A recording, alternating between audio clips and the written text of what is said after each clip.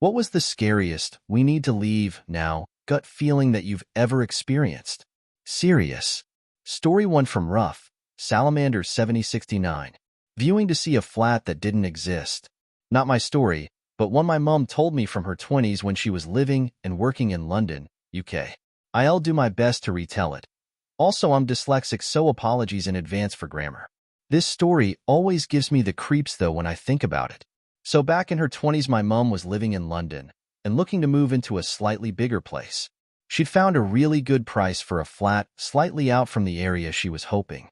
She called the agent to book a viewing, and that's when things turned odd. So the guy booking the viewing started asking weird requests and questions, such as to bring her passport, her age, race, and physical appearance. Would she be coming on her own? Did she have a car, or would she be getting the bus? He very persistent that she should arrive by bus as it would be easiest for her. Explains it was a straight road down from the bus stop to the apartment block. Obviously quite unnerved by this call, but still interested because the flat looked ideal. She and my dad, who were dating at the time, decided to check the exterior and surrounding area. The day before the viewing, they drove there. First passing the bus stop, he was indicating her to arrive via. From the bus stop, there was about 150/200 meters of derelict wasteland that she would have to walk past to get to the flat. And standing at the end of the street in the location this apartment block should have been was a huge abandoned building. Smashed broken windows, graffiti, no entry signs. The lot. Definitely nothing inhabitable in sight. Still, when she tells this today, you can see how much it, rightly, shook her. Of course, she didn't go to her viewing. However, she informed the police, advising them of the planned time and place. From what she saw, from following up with them, they didn't appear to take this tip seriously and little was done.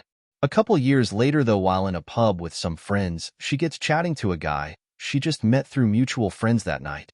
He was in the police, and through conversation her story came up.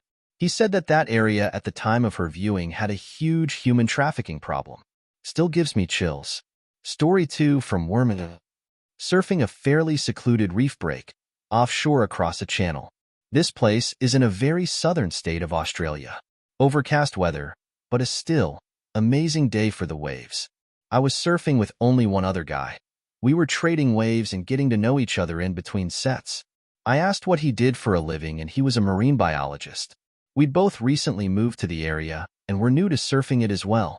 Despite it being extremely good surf, after 40 minutes he says, "I don't like this. Something feels off. I feel like I'm being watched, like I'm bait."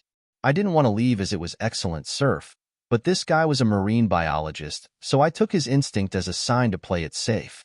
We paddled back across the deep channel together as quickly as we could without panicking and walked the 15 minutes trek back to the car park, talking shit the whole way. I got his mobile number for future surfs together, given how small town it is here and not knowing anyone. We noticed a 15 feet inflatable boat pull up near the reef and hang around for a bit without much thought. Later that night, while looking at my social media, I read about 3 fishermen at the same location we were at that morning, at the same time, in their boat. As they pulled up to check their cray pots on the beach side of the reef, they were circled twice by a great white shark that was as big as their boat. That guy most likely saved me from a horrible experience that day. I messaged him with the link to the Facebook page with the comments regarding their experience. Chills ran through my body for a good 20 minutes. He was adamant he felt the presence of something, and he was right. Story 3 from Satan's Wife 13. When I was about 8, in 1985, an old El Camino pulled up alongside my friend and I, with a man saying he knew my mom. He didn't know her name, but something felt off, so I grabbed my friend and ran. When we told my mom, she went white and called the cops. Turns out, this guy thought my mom had stolen his job at the steel mill she worked at the time and wanted to hurt her. He already had a warrant out for nearly killing his wife that morning. When I was 16, my mom had a terrible feeling about an outing some friends and I were going on. Hindsight being 20/20ths, it was a stupid move for me to go anyway, but I did. Long story short, there was a car accident. My 2 best friends died, and I nearly did. It'll be 30 years in November. I still regret getting in that car every day. My friends might still be alive if I hadn't. My mom had that mama spidey sense, she still does. More recently, I was at our other house in the country with my oldest son and his wife and kids. There was a break in the storms, and my son decided to go home instead of spending the night. I was filled with dread at the thought of them going home so late, since we were dealing with intermittent but severe storms. So much dread that I started crying and begging them not to leave. Thankfully, they agreed. We all started home the next morning with them following me and my husband. We came up on this stretch of road that we know has no lights at night, to see police barricading a washed-out bridge and cranes retrieving cars. We all piled out of our cars to ask the officers what happened. Apparently, there were several cars that had kept going, not knowing the bridge was out. The lone survivor in the first car had told the police that they went off the bridge at about 9:30 p.m. That's about the time my son wanted to leave. My husband just looked at me, and my boy hugged me extra tight because he knew what could have happened. Story 4 from godbullseye. After graduating undergrad, I was working as a caseworker for individuals with developmental disabilities and got assigned a new case for a young man who had autism and severe behavioral concerns. I met him at his grandmother's house since she had custody of him since his parents weren't around. I think mom was in prison. Met this young man who was probably about 6 feet 0 inches and weighing around 250 pounds, but had the developmental capacity of a 5-year-old child with a hairpin trigger temper. The house he was living in was absolutely destroyed, with the other piece of furniture that was not smashed up was an oversized beanbag chair in the living room. Grandma gave up trying to send the kid to school since he would absolutely destroy the place if he was forced to go. Grandma was no peach, but I felt for her and wanted to help. One of the meetings I was having with them, the kid and Grandma seemed especially tense, like pacing around the room and smacking the walls. After about an hour of trying to get stuff done and realizing that it was not going to happen on this trip, it happens in this line of work, I decided to call it since the kid was becoming more and more agitated. Grandma was annoyed I would have to come back again, but we scheduled for a week or so out and left my business card with a reminder of the appointment. I leave to go back to my home state for a few days, and when I get back, I get called into my supervisor's office. I guess the night I left, the kid had a complete breakdown and beat his grandmother to death. No one noticed until the kid came wandering outside after a day or two covered in blood. I probably missed everything by less than 3 hours. Story 5 from lavenderacid. Me and my little sister went camping in the woods very close to our house when we were kids. We'd seen this bald guy with a blue shirt and a dog walking around, which isn't unusual for the area. You'll often see people walking and say hello. For some reason, though, I just got this tight feeling in my chest, and my sister must have too, because we both just gave each other this look. I don't know what it was that made me do it. This is very out of character for me, but I took a photo of the back of him as he was walking away. A while later, we see the same guy again near the lake. He comes over and asks about the tent we're carrying, where we'll be setting up, and are we camping with our dad? We say yes, we're just going to see him now. A lie. We must have had the same moment of psychicness, because we walked off up a fork in the path until we were out of view, then looked at each other and jumped down a path hidden by the bushes and waited behind them on the parallel trail for a bit. The guy watched us walk off, pretended to play with his dog until he couldn't see us, then turned around and ran up the path after us. Thankfully, he didn't see us hidden and carried on up straight where he thought we'd gone. We decided camping was a bad idea and went home. That evening, my mom shows us a post in the local residents group, which is a picture of the same bald guy trying to break into someone's house. Apparently, he'd just been walking around trying people's front doors and claimed to be a repair guy when he was stopped. I dread to fucking think what his intentions were, but it was very lucky me and my sister knew those woods so well. Otherwise, we wouldn't have thought to go down one of the hidden paths. Story 6 from Adler221. I was 12 at the time, and my favorite thing in the world was spending the night at my grandma's house. We lived in the sticks at the time, and my grandma lived closer to the nearest town. Thursday night was grandma's night. I felt something off one Thursday night and asked my mom if I could just stay home with my mom and dad. They reluctantly agreed. I went home, watched some TV, and went to bed. My bedroom was on the adjoining wall to the living room. I wasn't really asleep, but I heard my mom keep saying my dad's name over and over again, with a hint of panic. I sneak out to the living room, and my dad is on the couch with his head tilted back, snoring really loud, which wasn't uncommon, but my mom was beside him, shaking him and telling him to wake up. She yelled at me to go back to bed. I didn't, obviously. I snuck to their bedroom to call 911. I told the dispatcher that my dad was asleep and my mom was trying to wake him up, but she couldn't. Eventually, the phone call went to the living room and my mom talked to the dispatcher. They sent an ambulance to the middle of nowhere. My dad had taken a bottle of diazepam to try to commit suicide. I remember sitting on the floor and holding his hand and repeating over and over that I loved him. The ambulance came and took him to the hospital. Lights and sirens the whole way. We didn't know what happened during that time, but we found out a day or so later, and that is when our world changed. I am very sure if I did not call 911 that night that my dad would have succeeded, and it would have probably have drove my mom over the edge as well. And I have no idea why I didn't want to stay the night at my nanny's. I just had that feeling that I needed to go home. Story 7 from MissRothmar. Back in 2019, my husband and 2 girls aged 6 and 9 were on a road trip in the South. We had booked an apartment in Atlanta through Airbnb without knowing the neighborhood at all. It was bad, really sketchy with a lot of creepy-looking people hanging around. We went into the apartment, and immediately my 6-year-old said, "I don't like it here." The door didn't lock properly. The beds were dirty, there was rotting food in the fridge, and the bathroom had not been cleaned in ages. My husband called the owner, who was furious and refused to give us a refund. To de-escalate the situation, my husband offered to not leave a negative review if we could just get our money back. The owner agreed, but asked us to wait for him so that they could talk about it in person. As soon as he hung up, I told my husband that we needed to leave now. We hurried to the car, and as we pulled out of the parking garage, we saw the owner driving up with 4 friends. He didn't see us and we bolted out of there. Ended up at a hotel on the 14th floor, didn't even feel safe at street level. Story 8 from drawnnquarter. I stopped by a friend's house to watch a ball game. His wife and I were just relaxing and someone knocked on the door. It was the middle of the afternoon. He opened it up. He was expecting others might come by also. I hear him greeting someone. The guy was his brother I had never met, but had heard about. Very sketchy-looking guy. Meth teeth, scrawny, long greasy hair. My friend had told me that he had a brother who lived in the area who had a serious drug problem. Buddy is talking to his brother about nothing and the guy gets a call on his cell. Whoever called, all he told them was, "Not yet. I'll call you later." Seems pretty obvious this guy has come to rob and most likely to take out witnesses. I look at my buddy. It seems he has come to the same conclusion.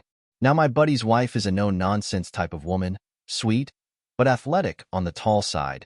She had left the room to go to the bathroom, or so she said. She comes back in the room with a handgun. I'm thinking, WTF did I walk into?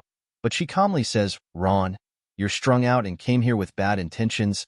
You need to quietly leave. If you get any ideas, Chris, their son, is sitting outside in his truck to make sure you go." Ron doesn't say a word. He just turns and goes out the door. We can hear his old pickup drive away rapidly. Chris come in and says, "He's gone. I don't think he's coming back."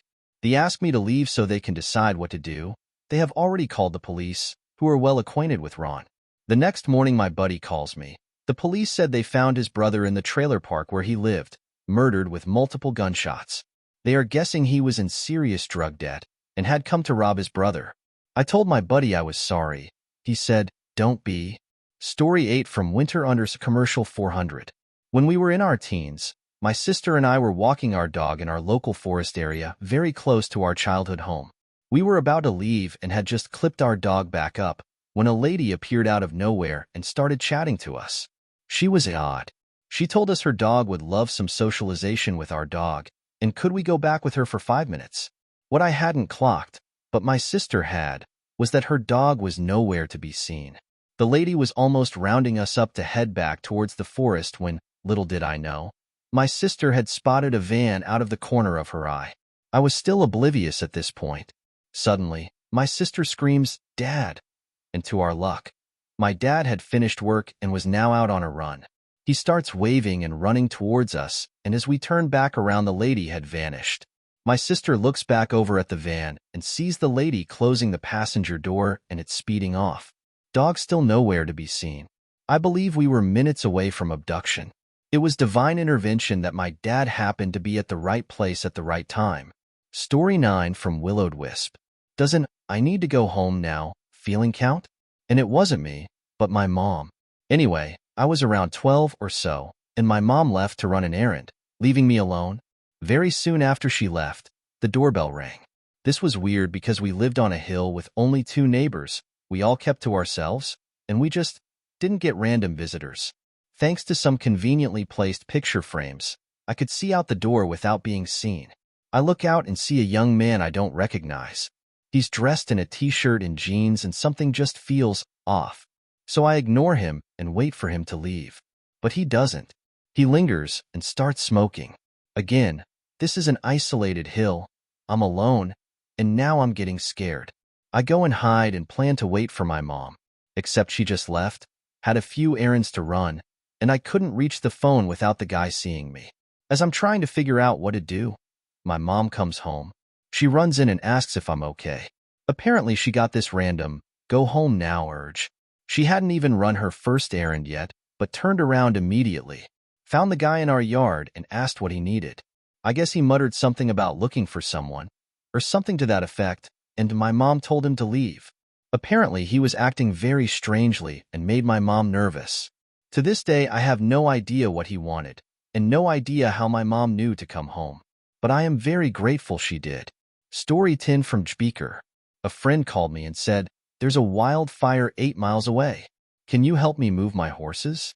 So, I drove down. She was wrong. It's 8 miles by car. Under 2 as the crow flies. We got the first set of horses out and down to another farm. The second set, I'm working on, and suddenly, things get quiet.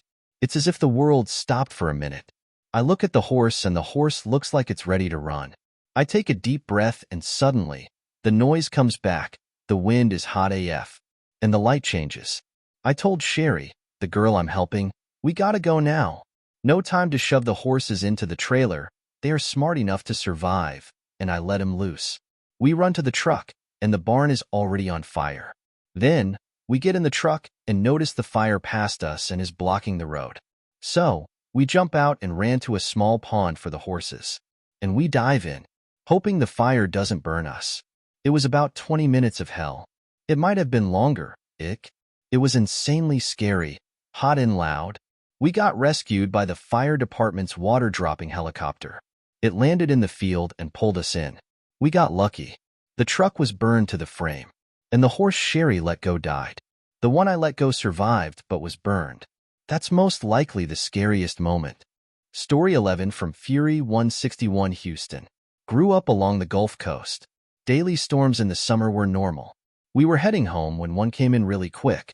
All of us were elementary or junior high age. We were crossing 2 wide open football fields. All of our hair was standing straight up in the air. We knew that meant lightning was imminent. A car was driving past, jumped the curb, and drove up to us. We all got into the car, and she slowly rolled back to the street. We went another block, and the lightning struck the goalpost. It was so close. Was never afraid of lightning until then. That was around 1979. I'm 57 and don't mess around. Story 12 from Still Got 1111T. I was freshly married in my early 20s, living in Fallbrook, California. My husband, X, was a Marine and was at work, and I was driving home from visiting family further south. In order to get into Fallbrook, you have to travel along this long, dark, and windy street called Mission Road.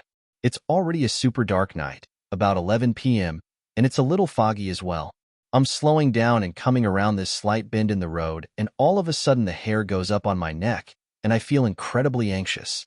About 5 seconds later, a young woman jumps out of the brush directly ahead of me, maybe 50 feet away, on the left-hand side of the road, while waving her arms in the air and gesturing frantically for me to pull over.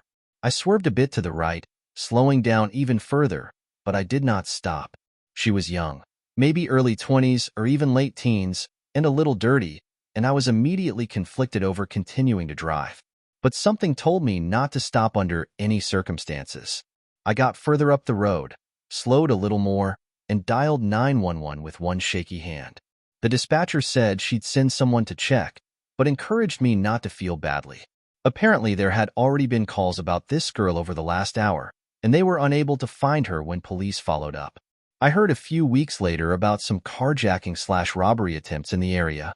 Very relieved I listened to my instincts that night. Story 13 from chalkyquinn. I was around 10 or 11 years old and had been invited to a sleepover.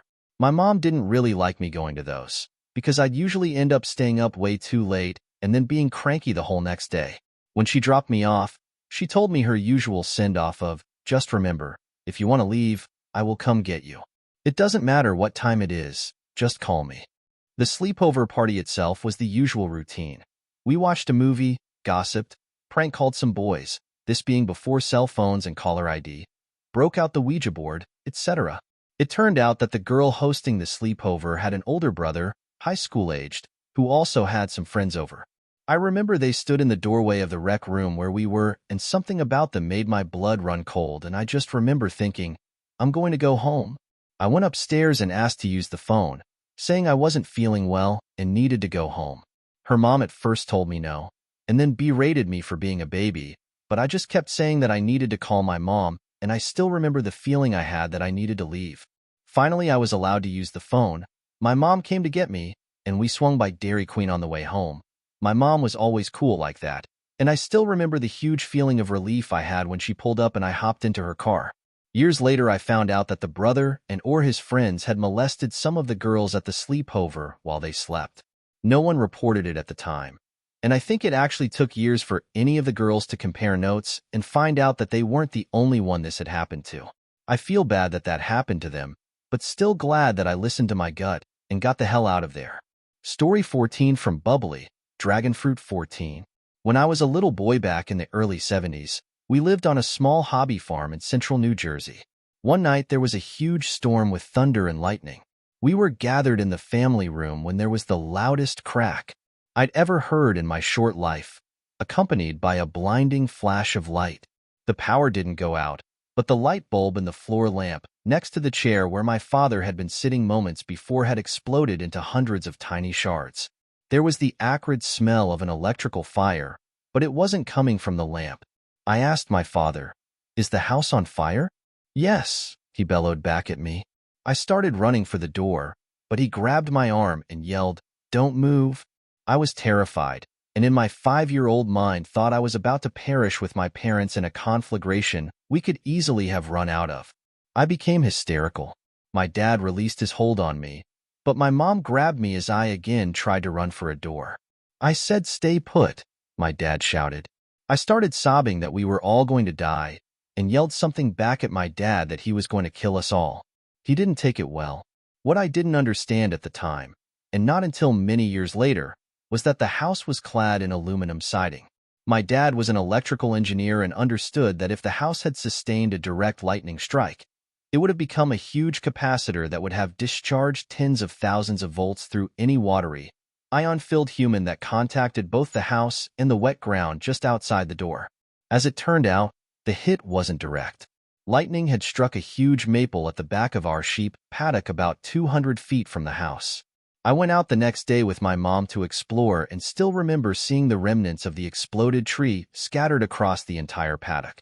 The fragments were bone white, bleached by the sap having been boiled out the instant the lightning struck. And the burning smell inside? It was an electric shaver my grandmother had given my father the previous Christmas. It was charging above the bathroom sink, and of course there was no such thing as a GFCI outlet, at least nobody had them, back around 1972. Story 15 from Miserable Voice, 9146. I was a high school teenager around 13. I'm petite and look way younger, so looked at least October 11th. I was in my school uniform on my way to school, and our local shopkeeper stops me, starts talking to me as usual, and asks me what my plans are for the day. I look down at my uniform and tell him I'm going to school. He asks me if there's anything interesting happening, and I responded with, as a matter of fact, we have a mini trip for my geography class. So he offers me a few snacks, which I declined. Now, the reason I declined it was because he was speaking to me from the back door of the shop and asked me to come to the back storeroom to collect the free snacks. I started feeling really strange and declined and said I have to go. I'm getting late. He then asked me for my number and I got freaked out and said I don't have a phone and ran. I remember him shouting something at me, but I was too scared to hear him out. When I got back from school, I told my parents about it, and my father went storming to the shop to confront. Well, the coward of a man hid while the owner of the shop apologized. It made me wonder if I was a naive teenager who actually walked in for the free snacks, thinking he was being friendly. What would this grown man have done to me? Keep in mind, he looked like he was in his early 30s and I was 13 in my school uniform. looking like a 10-year-old. I've had a few close calls as a young girl, but this one stood out the most to me.